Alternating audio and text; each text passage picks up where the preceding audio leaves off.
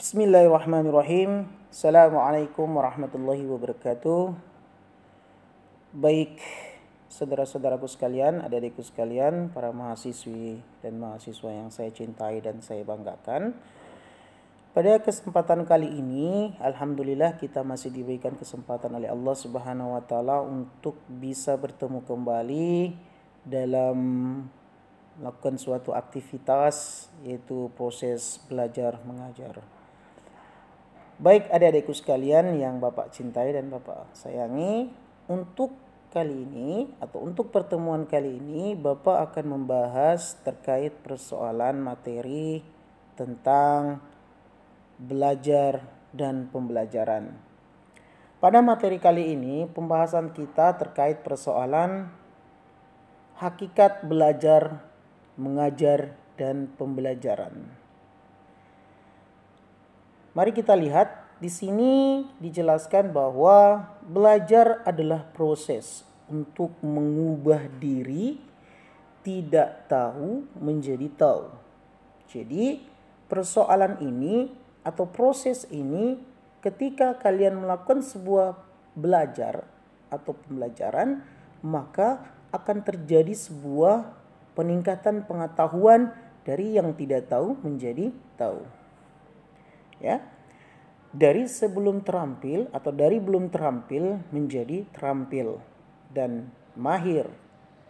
Sedangkan mengajar sendiri adalah upaya mentransformasi orang lain, ya, yakni peserta didik agar menjadi tahu, bisa terampil dan mahir bila belajar dan mengajar digabungkan dalam satu aktivitas bersama, maka hal ini disebut sebagai kegiatan pembelajaran.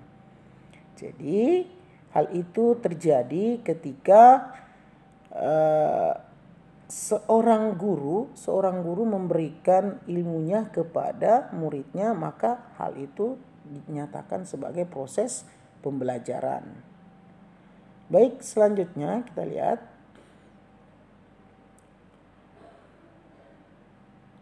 Iya, di sini dikatakan menurut Burton di tahun 1984 dikatakan bahwa belajar diartikan sebagai perubahan tingkah laku pada diri individu berkat adanya interaksi antara individu dengan individu dan antara individu dengan lingkungan, sehingga mereka lebih mampu berinteraksi dengan lingkungan. Jadi menurut Burton itu adalah belajar itu merupakan sebuah perubahan tingkah laku atau perubahan sikap dari yang baik, dari yang buruk menjadi yang baik, ya, atau perubahan perilaku dari seseorang. Nah, itu menurut Burton. Lanjut, pembelajaran itu sendiri secara konsep dasarnya adalah pertemuan atau persenyawaan antara aktivitas murid, ya, dari aktivitas murid belajar dan guru sedang mengajar. Secara hakikat, ya, secara hakikat pembelajaran adalah proses meningkatkan kemampuan baik di ranah kognitif, efektif, dan juga ranah keterampilan. Melalui aktivitas interaksi antar elemen pembelajaran. Elemen pembelajaran yang dimaksud ada 3, ya, yakni guru, siswa, dan media atau sumber belajar. Apabila terjadi interaksi yang sempurna antara ketiganya, maka itulah yang disebut dengan pembelajaran yang aktif. Jadi, yang manakala ketiga komponen tersebut, ya, manakala tiga komponen tersebut itu antara guru, siswa, dan media pembelajaran itu berinteraksi antara satu sama lain, maka itulah yang membuat sistem pembelajaran menjadi aktif.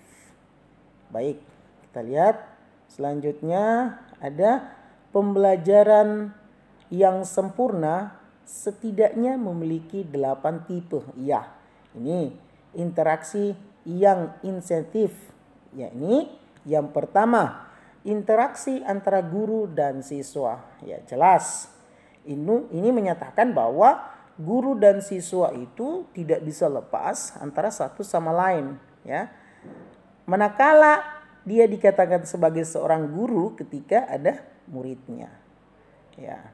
Jadi murid bisa dikatakan murid kalau ada gurunya. Jadi mereka berinteraksi antara satu sama lain.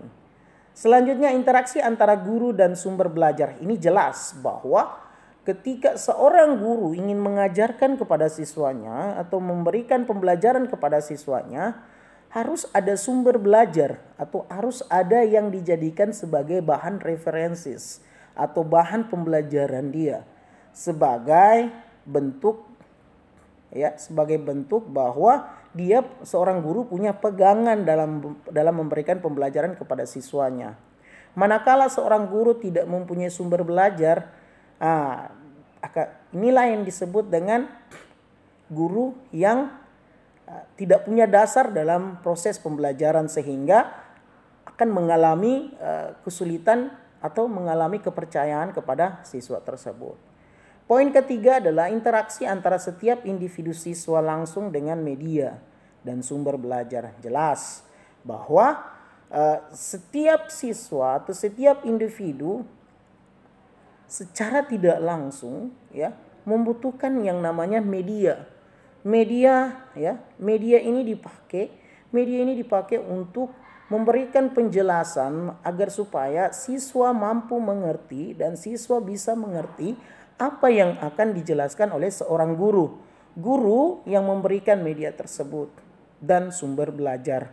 Nah, ketika ini keduanya ada, maka proses pembelajaran akan menjadi aktif dan proses pembelajaran juga menjadi baik. Sehingga apa yang menjadi tujuan kita atau apa yang menjadi keinginan kita akan dirasakan atau bisa tercapai atau terrealisasi dengan baik dan benar, sehingga siswa juga bisa mendapatkan ilmu pengetahuan yang baik. Yang keempat adalah interaksi antara individu siswa dengan individu siswa yang lain. Ya, ini jelas bahwa di dalam satu kelas ataupun di satu sekolah itu akan terjadi sebuah interaksi antara individu siswa dengan individu siswa yang lain. Karena manusia adalah merupakan makhluk sosial, sehingga terjadi sebuah interaksi atau ketergantungan antara satu sama lain. Yang selanjutnya adalah interaksi antara guru dan kelompok siswa. Ya, ini sangat berpengaruh juga. Ya, interaksi antara individu siswa dengan kelompok. Ya, ini jelas. Interaksi kelompok dengan sumber media dan sumber belajar, jelas. Mari kita lihat selanjutnya itu adalah inilah yang jadi poin adalah hakikat mengajar. Apa sih itu hakikat mengajar sebenarnya? Kegiatan mengajar merupakan suatu hubungan timbal balik antara siswa dengan guru dan antara sesama siswa dalam proses pembelajaran. Dengan kata lain, kegiatan belajar mengajar merupakan suatu kesatuan dari dalam kegiatan yang terarah. Ya, baik.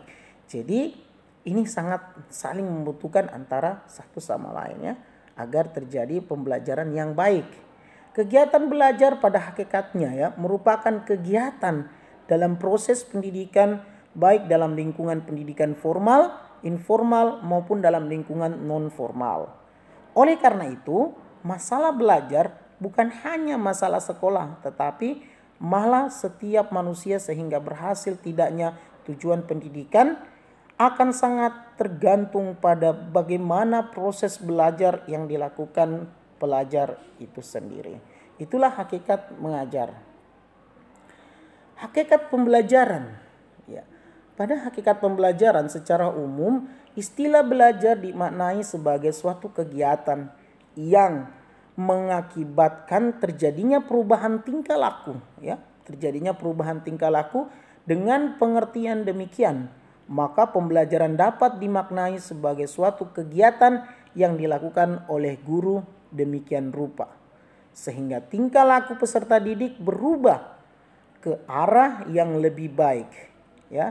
Adapun yang dimaksud ya, adapun dimaksud itu menurut Darsono ya, di bukunya tahun 2000 di halaman 24. Adapun yang dimaksud dengan proses pembelajaran adalah sarana ya, dan cara bagaimana suatu generasi belajar, atau dengan kata lain bagaimana sarana belajar itu sendiri secara efektif digunakan. Hal ini tentu berbeda dengan proses pembelajaran yang diartikan sebagai cara bagaimana para pembelajar itu memiliki dan mengakses isi pembelajaran itu sendiri. Selanjutnya kita lihat, nah, keaktifan peserta didik ya, ini tidak hanya dituntut secara fisik ya, dituntut secara fisik saja, tetapi juga dari segi kejiwaan ya. Dari segi kejiwaan, anak itu insya Allah setelah melakukan sebuah aktivitas pembelajaran maka kejiwaannya juga akan baik. Apabila hanya fisik peserta didik saja yang aktif tetapi pikiran dan mentalnya kurang aktif, maka kemungkinan besar tujuan pembelajaran tidak tercapai. Nah, ini jelas. Ini sama halnya dengan peserta didik tidak belajar karena peserta didik tidak merasakan perubahan di dalam dirinya. Ya, dalam proses pembelajaran ya, seorang guru tidak harus mengajar. Kan tetapi bagaimana seorang guru bisa memberikan didikan atau pendidikan yang baik kepada siswanya. Dalam hal ini dijelaskan bahwa semua orang mampu mengajar tapi tidak semua orang mampu memberikan pendidikan. Sehingga guru dituntut lebih utama dalam proses pendidikan kepada peserta didik, sehingga peserta didik itu mempunyai perilaku yang baik dalam bentuk kejiwaan. Dari segi keterampilan dia mampu, dari segi intelektual dia bisa, tetapi dalam pendidikan moral itu kurang, maka pendidikan atau pengajaran dari seorang guru itu tidak berhasil. Nah, itulah yang disebut dengan hakikat pembelajaran. Selanjutnya adalah pembelajaran pada hakikatnya adalah proses interaksi antara peserta didik dengan lingkungan ya, sehingga terjadi perubahan perilaku ke arah yang lebih baik, dan tugas guru adalah mengkoordinasikan lingkungan agar menunjang terjadinya perubahan perilaku bagi peserta didik. Pembelajaran juga dapat diartikan sebagai usaha sadar didik untuk membantu peserta didik